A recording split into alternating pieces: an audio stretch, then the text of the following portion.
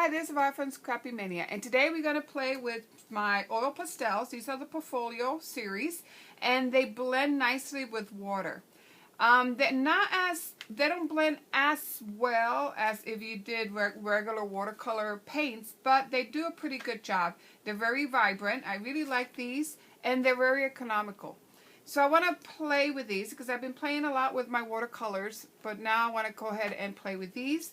My inspiration for this page is I want to use this charcoal woodless pencil. And the reason why I want to use this is because in my last Scrapping Therapy episode, I showed you how I created this doll. And for that doll, I used this graphite stick. Love this graphite stick. The only thing is it's not as thin.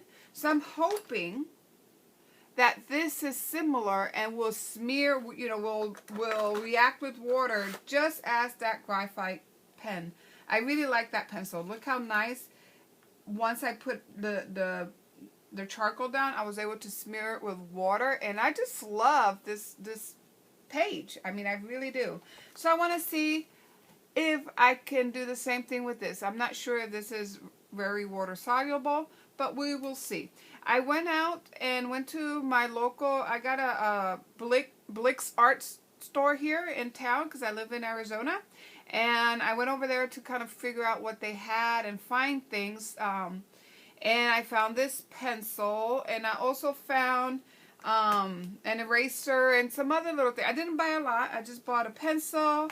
I also bought, let me show you what I got.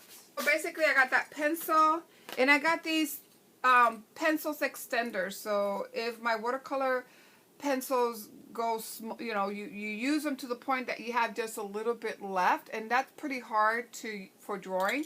Then you can put them in these little containers here, and then see, you can extend it. Now I have two sizes. I have a larger size, then I have the smaller size. So depending the size of your pencil, you put them in here. So that's why I bought these. That store, the Blick store, is pretty far from where I live. So that's why I went ahead and got those, because I don't have those close to where I live. And then I went ahead and got this little, it's actually a file. It's kind of sandpaper that it put here, and you can sand out, your pencils, your stubs, your paper stubs. I think this will work very nicely for that, and for any other thing. I just got this. It was a pretty good price. So the first thing we really need to do, because we are going to use some oil pastels, I want to be able to blend it and use my fingers to smear some of it. And so we need to put some gesso. I'm not going to use absorbent ground. I'm just going to use genuine gesso for this project. And one of the things that I've seen on YouTube that they don't use a paintbrush. They just are using kind of a palette like this. And lately I've been using this because I really don't want to mess up my brushes with gesso. And this works pretty nice. And you can also put a nice coat on it. And really it also gives some texture if you want texture. But I like doing it just this way. So I'm going to go ahead and prep both page, and I shall be back. So I forgot to turn on the camera while I was doing the video here, but basically what I did, I drew some flowers and some leaves, and it doesn't have to be perfect. And I'm using my oil pastels, the Portfolios, and using my finger to smear it. And I also have like a plastic nib that I purchased, and I'm also using that to smear the Portfolios in tight corners. Mixing up my color, because the goal here was to make it very bright. I wanted to use bright colors for the background, and then have my flowers kind of pop within that the bright background. And if you're going to use oil pastels, it's good to have a gesso surface. As you can see here, I have no problem smearing it. And one thing with these oil pastels, they do blend with water, but it does remove some of the colors, so I try not to use a lot of water. I'm just using my fingers to blend it. Then I'm going over it with my China marker. It's a grease marker, and I'm just gonna fill in the background, the flowers, and really give it some more details.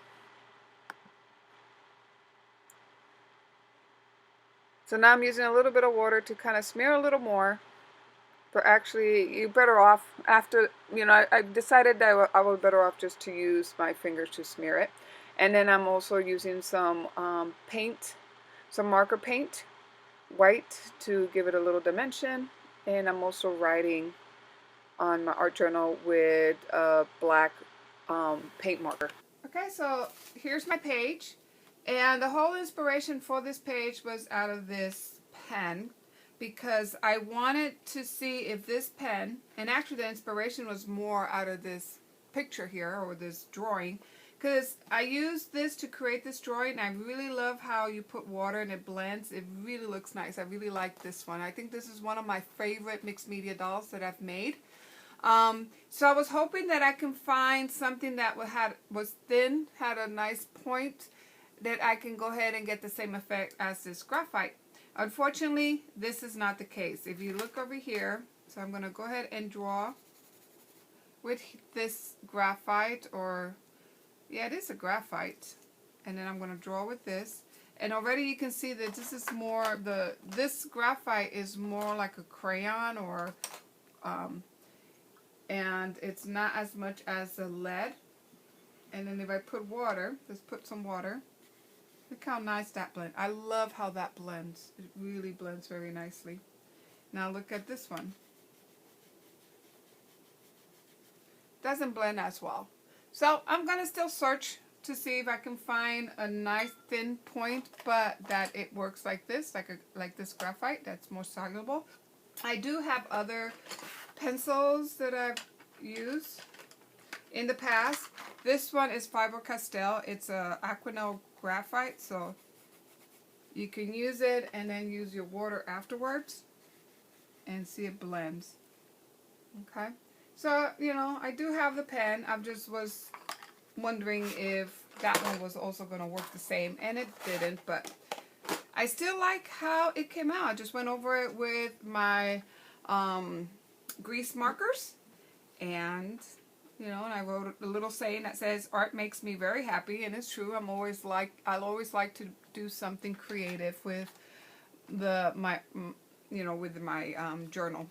So I hope you like this video. Give me a thumbs up if you like it, and please subscribe to my channel if you like to see more of these type of videos. I do try to upload you know, at a routine basis, and I do like to mix up my videos with some scrapbooking videos, card making videos, art journal videos, and product review videos.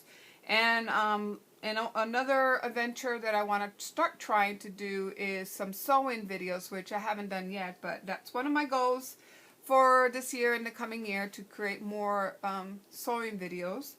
But if you like my videos, please give me a thumbs up and subscribe to my channel, and thank you for watching. Bye now.